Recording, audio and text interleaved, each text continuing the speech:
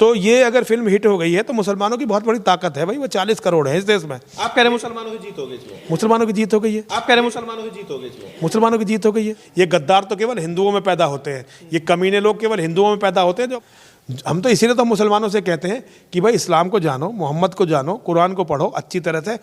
बाकी भैया अगर फिल्म हिट हो गई तो ये हमारी कमजोरी है, और भैया आगे और कोशिश करेंगे। नहीं, शाहरुख खान ने लव जिहाद किया। और क्या किया इन्होंने, और ये क्या किया है? हम हिंदुओं को मुसलमानों के साथ नहीं रहना है। अस्सलाम वालेकुम दोस्तों, मैं हूं शारिफ खान। आज एक और मुसलमान के दुश्मन को मुंह की खानी पड़ी। आज एक आपको वीडियो दिखाने वाला हूं जिसमें यति नरसिम्हानंद सरस्वती का फूट फूट कर रोना आप देखेंगे कि किस तरह से उसने मुसलमानों से हार मान ली है।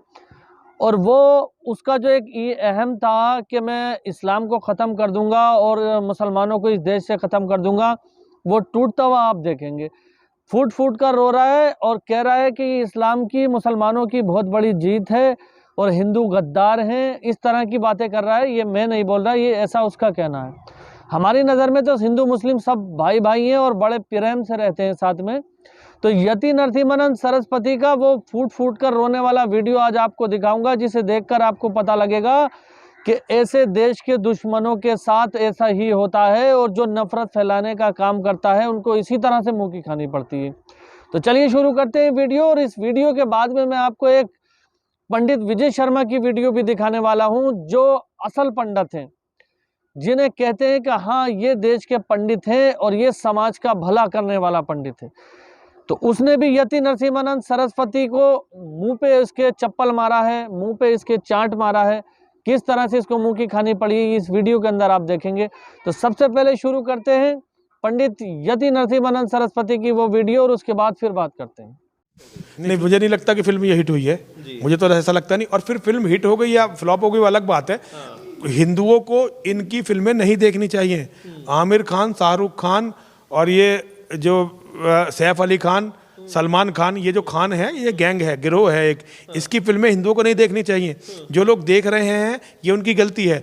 मैं उनके साथ हूँ जो इन फिल्मों का बहिष्कार कर रहे हैं। आज ये देश 2 हिस्सों में बंट चुका है, बल्कि 2 हिस्सों में तो पहले से ही बटा हुआ था। ये मुझे नहीं लगता कि ये 400 करोड़ का बिजनेस कर चुके हैं, मुझे तो नहीं लगता। सर आंकड़ा है वो तो। आंकड़ा तो देखिए, आंकड़े तो झूठे भी होते हैं। यहाँ पे जैसे ये कहते हैं मुसलमान 20 करोड़, टिकट नहीं मिल रहा है। वास्तव में मुसलमान मूवी के लिए टिकट नहीं नहीं, हॉल नहीं, यहाँ तो देखो खाली पड़े हुए हैं। गाजियाबाद के हॉल तो खाली हैं। नहीं, ये सेकुलरिज्म की बात नहीं हुई, हिंदुओं की दिमाग की गंदगी की बात हुई।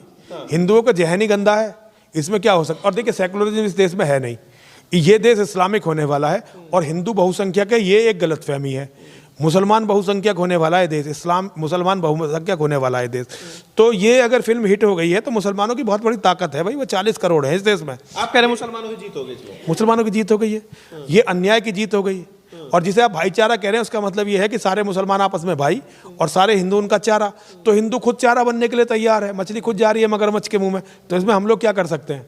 जो हिंदूवादी तत्व हैं, जो हमारे जैसे लोग हैं, उनकी फेलियर है, ये हमारी असफलता है। शाहरुख खान, आमिर खान, सलमान खान, ये सैफ अली खान और जितने भी ये मुसलमान हैं, इनका टोटल बहिष्कार होना चाहिए। हिंदू को मुसलमान का बहिष्कार करना चाहिए। मुसलमान से ना एक पैसे की चीज़ खरीदनी चाहिए, ना ऐसी कोशिश करनी चाहिए कि हिंदुओं के कारण मुसलमानों का 1 पैसे का भी कोई कारोबार बढ़े। मुसलमान हिंदुओं के दुश्मन है, ये उनकी, ये मैं नहीं कहता, ये उनका मोहम्मद उनसे कह के गया है, उनकी कुरान कहती है। महात्मा गांधी जी के बारे में आपने बोला सर, मैं अभी सुन रहा था। महात्मा गांधी, हाँ, राष्ट्रपिता महात्मा गांधी जी। किसका राष्ट्रपिता? किसका राष्ट्रपिता? देश को आजाद कराने वाले। काहे, किसने आजाद करा दिया? किसने आजाद करवा दिया? देश को आजाद करवाने के लिए तो नेताजी सुभाष चंद्र बोस ने, सभी थे, नेताजी भी थे, तो होंगे बहुत सारे लोग होंगे, मैं उसमें मना नहीं कर रहा, होंगे। लेकिन देश तो लोगों ने अपना खून बहा के आजाद करवाया। गांधी कहाँ मरा? बापू का कौन बापू? कौन बापू? भाई तुम अपने बापू की बात कर रहे हो कि हमारा तो बापू, तो मैं तो, मेरे पिताजी हैं एक, उनके पिताजी हैं, उनके पिताजी, हमारा तो बापू कोई ऐसा है नहीं। हम तो एक बापू को जानते हैं। राष्ट्रपिता का सर दर्जा, राष्ट्रपिता का दर्जा किसी ने नहीं दिया। गांधी को राष्ट्रपिता का दर्जा किसी ने नहीं दिया। आप मोहनदास करमचंद गांधी की बात करने की कोशिश कर रहे हैं। उसने अपने जीवन में एक लाठी भी नहीं खाई कहीं, कि अंग्रेजों की जेल में रहा। जेल गए सर? जेल कहाँ, वो तो आगा खान के महलों में रहता था। अंग्रेजों से उसका तो नूरा कुश्ती होती थी, मिला जुला, पहले से जो है सेटल होकर मैच होता था, पकड़ के उसे महलों में रखते थे। कहाँ उसने लाठी खाई, कहाँ उसने गोली खाई, कहाँ उसने बलिदान दिया? देखो, जो मुसलमान कुरान को नहीं मानता और जो मुसलमान मोहम्मद को नहीं मानता, वो देशभक्त हो भी सकता है, लेकिन जो कुरान और मोहम्मद को मानता है वो तो फिर मुसलमान देशभक्त कैसे हो जाएगा? वो तो देश को मानते ही नहीं, वो तो इस्लाम को मानता है और वो दुनिया के हर देश को बर्बाद करेगा जहां इस्लाम का राज नहीं है। भाई सर, अगर कोई मुसलमान देश के लिए कितना भी कर ले आपको भरोसा नहीं होगा। मुसलमान देश के लिए करता ही नहीं, मुसलमान इस्लाम के लिए करता है। अगर कोई देश के लिए करा तो वो मुसलमान है ही नहीं, फिर वो मोहम्मद के मोहजाल से और कुरान की गंदी शिक्षाओं से बचा हुआ है, फिर वो मुसलमान कहाँ हुआ? फिर तो मुसलमान हुआ ही नहीं। जैसे हमारे जितेंद्र त्यागी जी, जिनका नाम जो है वसीम रिजवी था, उन्होंने इस्लाम को अच्छी तरह जान लिया, इस्लाम छोड़ दिया। तो देखा दोस्तों, अभी कहीं जाना नहीं है, अभी मैं आपको एक वीडियो और दिखाने वाला हूँ। यति नरसिम्हानंद सरस्वती के हर सवाल का जवाब दिया है पंडित विजय राज शर्मा जी ने। वो भी पंडित हैं, साधु संत हैं, लेकिन इससे बिल्कुल विपरीत है। इसकी हर एक सवाल का सही सही जवाब दिया है। ये बंदा मुसलमानों का ही नहीं, ये बंदा हिंदुओं का भी नहीं है। ये बंदा यति नरसिम्हानंद सरस्वती जो है वो देश का गद्दार है। ऐसे ही बंदों को जो है आतंकवाद कहा जाता है। आतंकवाद फैलाने का ये काम करते हैं और देश को तोड़ने का काम करते हैं। चलिए एक वीडियो में आपको अभी और दिखाने वाला हूँ। पंडित विजय राज शर्मा जी की बात सुनिए, आपकी आंखें खुल जाएंगी। तो चलिए शुरू करते हैं वीडियो। कुरान में आयतें हैं और सूरे हैं, आप पढ़िए, उसमें अल्लाह पाक ने फरमाया है कि कोई किसी को जबरदस्ती नहीं कर सकता। अगर राई मतलब चींटी के बराबर भी शंका है इस्लाम में तो दाखिल मत होना, ये कुरान कहता है। अब अगर दाखिल हो गए तो एक पैदा हुए बच्चे की तरह तुम्हारे सारे गुनाह को अल्लाह माफ कर देता है। तुम्हारी जिंदगी उस दिन से एक पैदा हुए बच्चे भी जो करोगे वो कर्म में जुड़ेगा। ये है इस्लाम। पर क्या आतंकवादी कैसे बनते हैं? ये पहले इस्लाम का कॉन्सेप्ट समझ लो। शायद इनको नहीं पता है, क्योंकि इनको यही नहीं पता होगा। जब इनको ये नहीं पता है तो ये का ही ये पढ़ेंगे। अच्छा, आप कुरान भी पढ़ते हैं क्या? मैं ये दुकान चलाते हैं, ये लोग अपनी इंडस्ट्री चलाते हैं, इंडस्ट्री का मामला है इनका इन सब किताबों से कोई मतलब नहीं है। ये कमर मटकाते हैं, इनको तो बिना कपड़ों की महिलाएं अच्छी लगती हैं, बाबा रामदेव ने कहा था। ये आज कह रहे हैं कि मुसलमान आतंकवादी है, मुसलमान ये तो भाजपा का पकड़ है। अब बाबा रामदेव को मोटी फंडिंग मिली होगी या तो कहीं ना कहीं पे कोई ना कोई जगह मिलनी होगी, क्योंकि फूड पार्क नरेंद्र मोदी ने कहा था बनाने के लिए, बाबा रामदेव ने बनाया है। लोग ये भी सवाल पूछते हैं आतंकवादी मुसलमान ही क्यों होते हैं? आतंकवादी जो होता है वो किसी धर्म का नहीं होता। किसी धर्म में आतंकवाद का सपोर्ट हो तो बताओ। कुरान का आतंकवाद का सपोर्ट किया?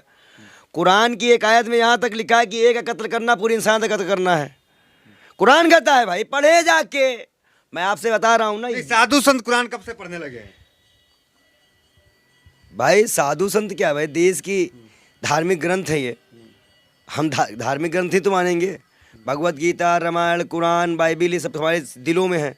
और हम उस ऐसे हिंदुस्तान में रहते हैं जहाँ मिश्रित है, हमको जानने का मौका मिला, हम पढ़ते हैं। दिक्कत क्या है?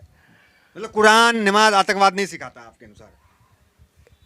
अब कल को अगर आपको ये मालूम चले कि रमज़ान में मैं शुक्रवार को रोज़ा भी रख लेता हूँ तो उस पर भी आश्चर्यचकित हो जाएंगे आप।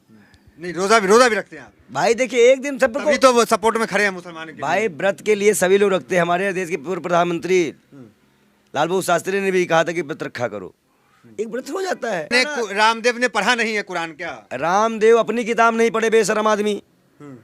अपने गुरु को कोई किस तरह से करके ये तो आगे संत है, किताब कैसे नहीं पढ़े होंगे? ये बेशर्म है। संत कहाँ कहते हैं उसको? बेशर्म कहो। 30 का पेट्रोल मिला, पूछो इससे बेशर्म से। ये हुए बागेश्वरम हुए, आसाराम हुए, एक ही जमात के लोग हैं। ये एक ही जमात के लोग हैं, सुन लीजिए, ये एक ही जमात के लोग हैं। ये बेशर्म है। आप मुस्लिम हितैषी हैं? अच्छा, ये 30 का पेट्रोल दिला के 110 का पेट्रोल हिंदू को दिला रहे हैं, ये हिंदू हितैषी हैं। अंकिता बिनावी एक्स्ट्रा सर्विस मांग रहे हैं, नहीं बोली निकली, हिंदू हितैषी हैं। मुसलमान लव जिहाद करते हैं, ये बोले भाजपाइयों को, नमाज पढ़ते हैं, लव जिहाद करते हैं। ये भाजपाइयों को बोले, कन्हैया कुमार को मारने वाला भाजपा का बूथ एजेंट निकला था और उसे मुसलमान कह के प्रताड़ित किया गया था। मुसलमान नहीं था, वो भाजपा का एजेंट था। मुसलमान कभी ऐसी हरकत नहीं करता, ना हिंदू करता है। हिंदू में भी भगवान राम का चरित्र जो पढ़ा होगा कभी तलवार नहीं उठाएगा, वो प्रेम से, जब तक अति ना हो जाए। इस्लाम तो तलवार की नोक पे फैला ना, ऐसा तो कहा जाता है ना। अगर इस्लाम तलवार की नोक पे पहुंचता तो हजरत मोहम्मद साहब उसी वक्त मक्का मदीना ख़त्म कर चुके होते जिस वक्त उनको पर पत्थर मारे गए थे।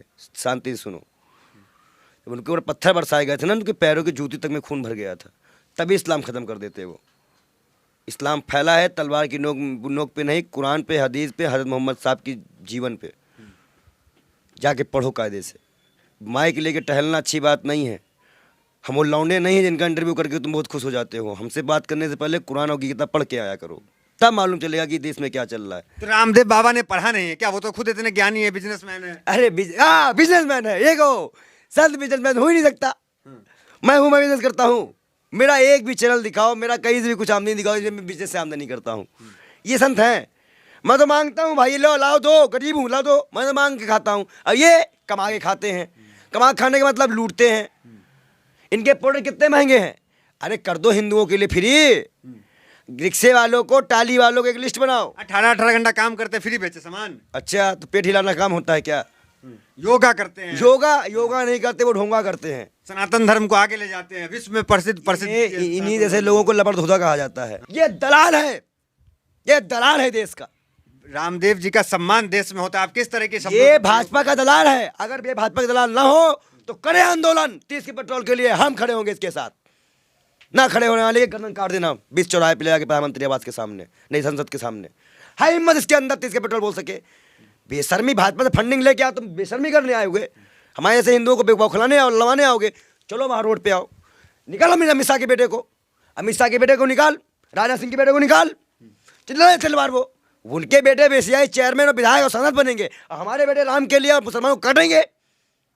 बड़ा अच्छा तुम संविधान लेके आते हो, मजाक बना के रखे हो देश का।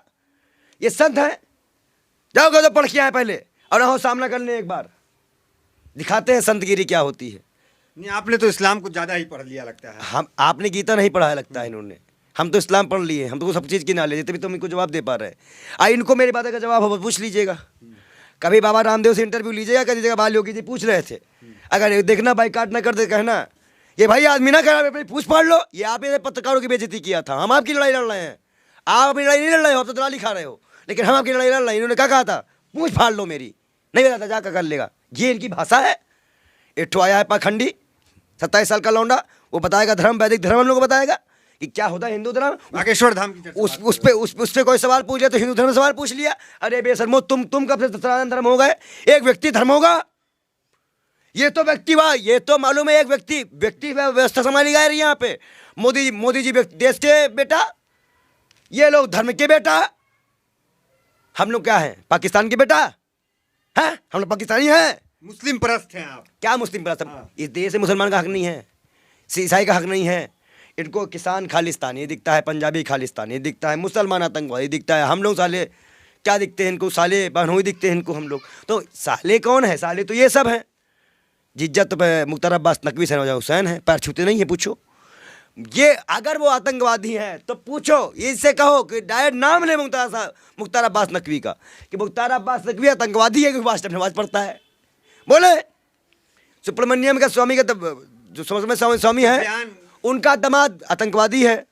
पवन तोगड़िया का दामाद आतंकवादी है, अशोक सिंघल। अरे इनके कैसा बयान दे रहे हैं आतंकवादी जैसे? सब क्या बोल रहे हैं आप? तो जब ये बोलते मुसलमान ही तो आतंकवादी है ना, तो जब मुसलमान से भाजपा के नेता लोग बेटी बहू ब्याह जाती है, तब वो आतंकवादी नहीं होता है क्या? तब भी तो आतंकवादी ये होगा। वसीम रिजवी को आतंकवादी को हिंदू से मुसलमान बनाया गया, ओ मुसलमान से हिंदू बनाया गया। वसीम रिजवी आतंकवादी नहीं था क्या, जैसा खतरा हुआ था? हमारा खतना भी नहीं है, हम देश के लिए काम नहीं करते। इतना चिढ़ है इनको। लेकिन सनातन धर्म का प्रचार प्रसार आप नहीं करते जिस तरह बाबा रामदेव करते हैं, बाकी लोग करते हैं। भैया हम झूठ नहीं बोलते हैं। सनातन धर्म हमको जो सिखाता है हम करते हैं। तो हमको एकता की बात करने दो, हम सबको जोड़ के रखते हैं।